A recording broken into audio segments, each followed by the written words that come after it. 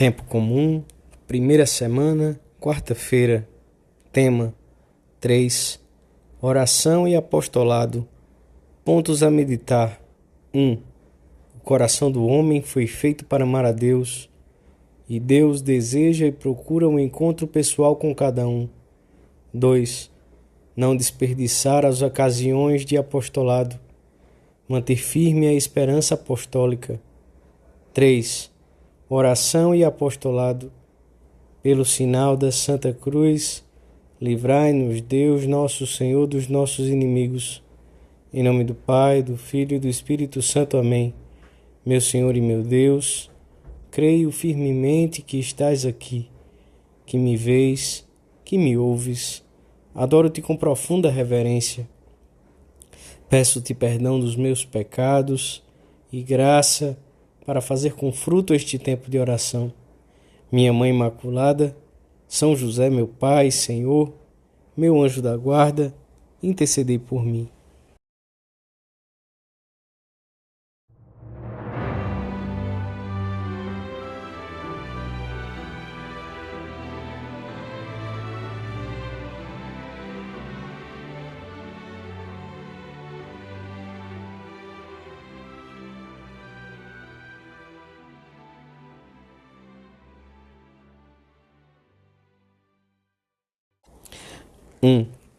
Certo dia, Jesus, depois de ter passado a tarde anterior curando doentes, pregando e atendendo as pessoas que vinham ter com ele, muito antes do amanhecer, saiu da casa de Simão, foi a um lugar deserto e ali orava.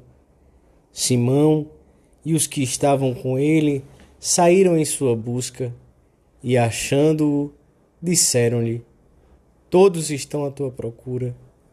É São Marcos quem o relata no Evangelho da Missa. Todos estão à tua procura. Também nos nossos dias, as multidões têm fome de Deus.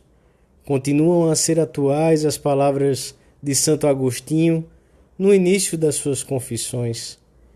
Criaste-nos, Senhor, para ti, e o nosso coração está inquieto enquanto não descansar em ti. O coração da pessoa humana foi feito para procurar e amar a Deus. E o Senhor facilita esse encontro, pois Ele também procura cada pessoa através de inúmeras graças, de atenções cheias de delicadeza e de amor. Quando vemos alguém ao nosso lado, quando a imprensa, o rádio ou a televisão falam de alguém, podemos pensar sem receio de nos enganarmos. Cristo chama essa pessoa, preparou para ela graças eficazes. Repara bem, há muitos homens e mulheres no mundo, e nem a um só deles deixa o Mestre de chamar. Chama-os a uma vida cristã, a uma vida de santidade, a uma vida de eleição, a uma vida eterna. É nisto que se baseia a nossa esperança apostólica. Cristo, de uma maneira ou de outra, está à procura de todos. A missão de que Deus nos encarrega é a de facilitarmos esses encontros com a graça. A propósito da passagem do Evangelho que comentamos, escreve Santo Agostinho: o gênero humano está enfermo, afetado não por uma doença corporal, mas pelos seus pecados. Está acamado em todo o orbe terrestre, do Oriente ao Ocidente, como um grande doente. Para curar este moribundo, o médico onipotente desceu à terra, humilhou-se até o extremo de tomar carne mortal, ou seja, até se aproximar do leito do enfermo. Passaram poucas semanas desde que pudemos contemplar Jesus na gruta de Belém, pobre e indefeso, assumindo a natureza humana para estar muito perto dos homens e salvá-los. Meditamos depois a sua vida oculta em Nazaré, ocupado em trabalhar como outra pessoa qualquer, para nos ensinar a procurá-lo na vida normal, para estar acessível a todos e possibilitar-nos, através da sua santa humanidade, o acesso à Santíssima Trindade. Nós, como Pedro, vamos também ao seu encontro na oração, no nosso diálogo pessoal com Ele, e lhe dizemos: todos estão à tua procura. Ajudai-nos, Senhor, a fazer com que os nossos parentes, os nossos amigos e colegas vos encontrem, bem como toda alma que se cruze conosco no nosso caminho. No fundo, necessitam de vós. Ensinai-nos a dar-vos a conhecer com o exemplo de uma vida alegre, através do trabalho bem feito, com uma palavra que estimule os corações.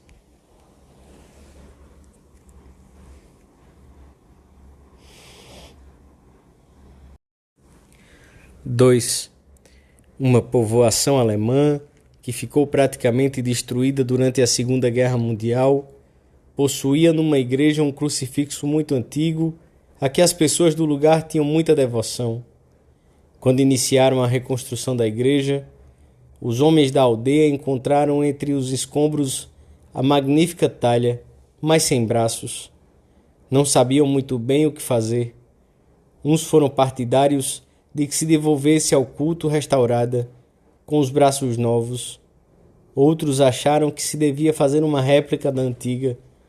Por fim, depois de muitas deliberações, optaram pelo crucifixo que sempre havia presidido ao retábulo, tal como o haviam achado, mas com a seguinte inscrição: vós sois os meus braços.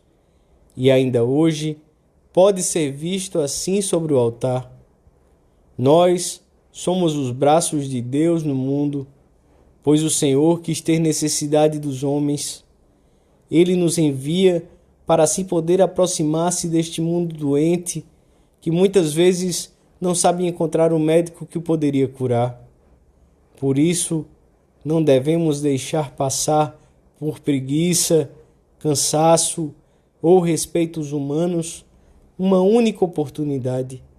Devemos aproveitar tanto os acontecimentos normais de todos os dias, o comentário sobre uma notícia do jornal, uma ajuda que prestamos ou que nos prestam, como também os acontecimentos extraordinários, uma doença, a morte de um parente.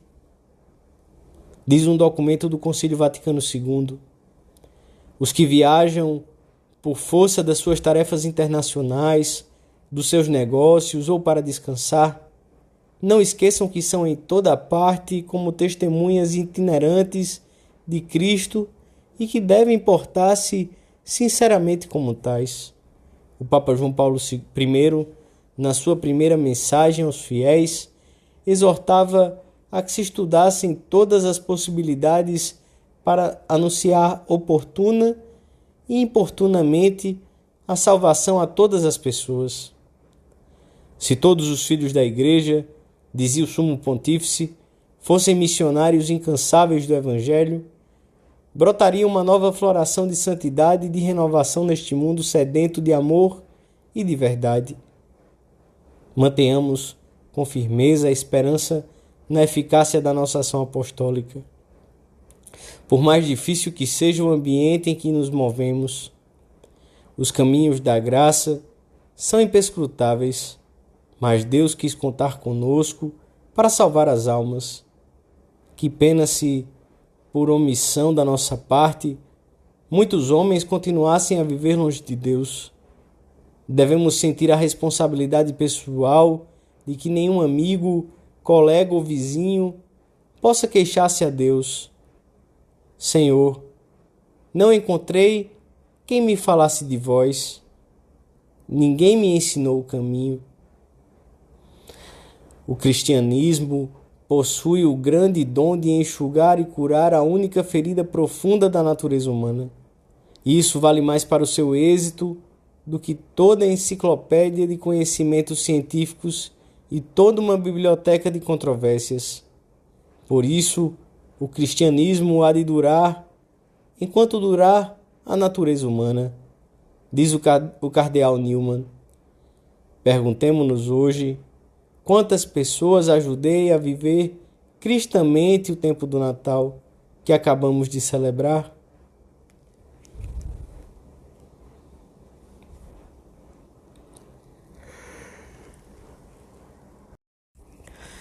Três. O Senhor quer que sejamos seus instrumentos para tornar presente a sua obra redentora no meio das tarefas seculares, na vida normal. Mas como poderemos ser bons instrumentos de Deus se não cuidamos com esmero da vida de piedade, se não mantemos um trato verdadeiramente pessoal com Cristo na oração? Por acaso pode um cego guiar outro cego? Não cairão ambos no abismo? O apostolado é fruto do amor a Cristo. Ele é a luz com que iluminamos a verdade que devemos ensinar, a vida que comunicamos. E isto só será possível se formos homens e mulheres unidos a Deus pela oração. Comove contemplar como o Senhor, no meio de tanta atividade apostólica, se levantava de madrugada, muito antes do amanhecer, para dialogar com seu Pai Deus e confiar-lhe o novo dia que começava. Devemos imitá-lo, pois é na oração, no trato de intimidade com Jesus, que aprendemos a prestar atenção, a compreender e a valorizar as pessoas que Deus põe no nosso caminho. Sem oração, o cristão seria como uma planta sem raízes, acabaria por secar e não teria assim a menor possibilidade de dar fruto. Podemos e devemos dirigir-nos ao Senhor muitas vezes ao longo do dia.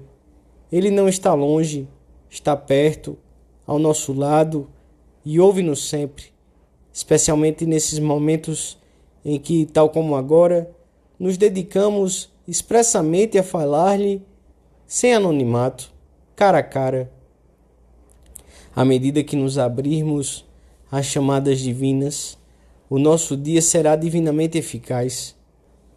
Na realidade, a nossa vida de apóstolos vale o que valer a nossa oração. A oração nunca deixa de dar os seus frutos. Dela tiraremos a coragem necessária para enfrentar as dificuldades com a dignidade dos filhos de Deus, bem como para perseverar no convívio com os amigos que desejamos levar a Deus. Por isso, nossa amizade com Cristo há de ser cada dia mais profunda e sincera. Por isso, devemos esforçar-nos seriamente por evitar todo pecado deliberado, guardar o coração para Deus, procurar afastar os pensamentos inúteis que frequentemente dão lugar a faltas e pecados, purificar muitas vezes a intenção, depondo aos pés do Senhor o nosso ser e as nossas obras, e jamais abandonar estes minutos diários de diálogo interior com Deus, ainda que estejamos cansados e não possamos concentrar-nos inteiramente, ainda que não experimentemos nenhum afeto, ainda que nos assaltem involuntariamente muitas distrações. A oração é o suporte de toda a nossa vida e a condição de todo apostolado. Ao terminarmos este tempo de oração, recorremos à intercessão poderosa de São José, mestre de vida interior. Pedimos àquele que viveu tantos anos junto de Jesus, que nos ensine a dirigir-nos a Ele com confiança durante todos os dias da nossa vida, sobretudo naqueles em que o trabalho aperta mais e nos parece difícil poder dedicar-lhe este tempo costumeiro de oração, condição imprescindível para a eficácia do nosso apostolado pessoal. A nossa Mãe, Santa Maria, intercederá por nós, junto com o Santo Patriarca.